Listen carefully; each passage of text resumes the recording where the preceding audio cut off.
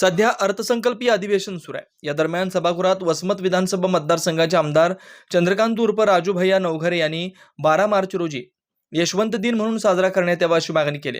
याबद्दल बोलताना नवघरे म्हणाले की महाराष्ट्र जर आज खऱ्या अर्थानं समाजकारण, राजकारण, शेतीकारण, अर्थकारण, साहित्य, सांस्कृतिक तसेच क्रीडा क्षेत्रात यशवंत होण्यामागं स्वर्गीय यशवंतराव चव्हाण यांच्या दूरदृष्टी तसेच धोरणांचा मोलाचा वाटा आहे।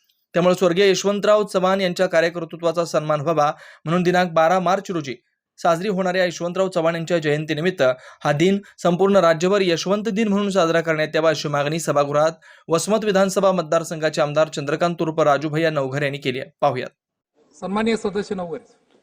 अध्यक्ष महोदय, समाजकारण, राजकारण, अर्थकारण, कला, साहित्य, सांस्कृतिक, क्रीडा अशा सर्व क्षेत्रामध्ये महाराष्ट्रात अग्रेसर आणि यशवंत होण्यामागे यशवंतराव चव्हाण यांची धोरणं व दृष्टी ही मूलाधार राहिलेली आहे।